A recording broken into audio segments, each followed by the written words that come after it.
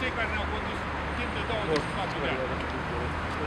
Privatizarea în metodă capitalistă de trecere de la comunism la capitalism, la colonia a fost bine făcută despre progresul societății și la noi invers. S-au distrus toate locurile de muncă. Ce mai vrei când nu există loc de muncă și o locuință? Sigur că unii, mă rog, au suferit foarte mult scriitorii și gânditorii, dar omul de rând, acum apreciem că el a dus-o mai bine, că avea asigurat locul de muncă, avea siguranța circulației pe stradă și așa mai departe și, mă rog, și la munte și la mare. Astăzi, omul de rând o duce foarte greu. Și pur și simplu, uneori ne arată cu degetul că ce-am căutat noi stradă, de ce am adus societatea românească la asemenea nivel. Ce se poate face? Complicat, nu știu. M-am gândit să mai facem o revoluție. Atunci am dat jos pe Ceaușescu. Acum pe cine să mai dai? Atunci au văzut cu piramide. Piramida s-a distrus. Dar acum pe cine? Pe Ponta, domnule. Nu știu dacă... Deci rămâne pe Ponta. Ce greșeală mare s-a făcut. Să ne mai ia pingerele de la Pantof. Politizate. De acolo pleca tot. Eu n-am nimic cu politicieni. Nu s-au bazat pe profesionism, pe tehnicieni și pe economist. S-au bazat pe politicieni. Și când s-a intervenit politica, acolo a fost să știți. Îmi pare foarte rău. Uite, avem și noi un secretariat de stat pentru probleme revoluționare, nici ăla nu-și face datoria. Tot încearcă, tot puși. Domnule clar, să facă un pic de curățenie între noi și la luptătorii ăștia care au fost alături de noi. Și s-au manifestat atunci energic, cu risc. Să vină la locurile normale. Cred că nu se poate treaba asta. Deci, noi m-am tot gândit eu. Cum ani credință?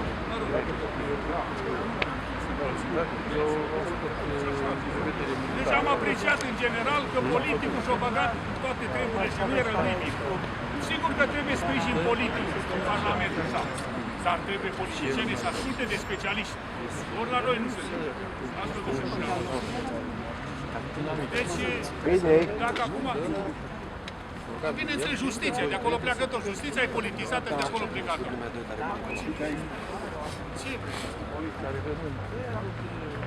Tot respectul mă adresez revoluționarilor, Revoluția din 89 trebuie să continue cu subiect și predicat.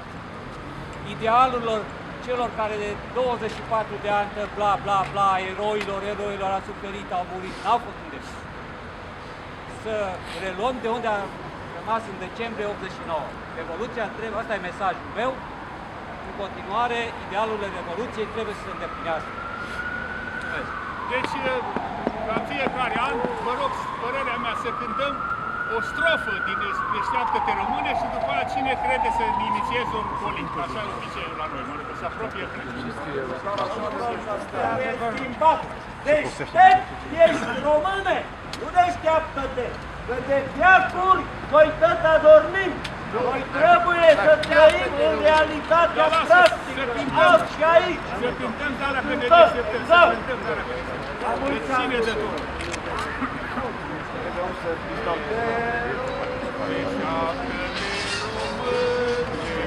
Domnul cel de moarte, în care de adânciră, de tiran, barbarii de tiran, acum odată, pe iază-ți altă soartă, care ți-al tine și cruzii tăi dușmani, și cruzii tăi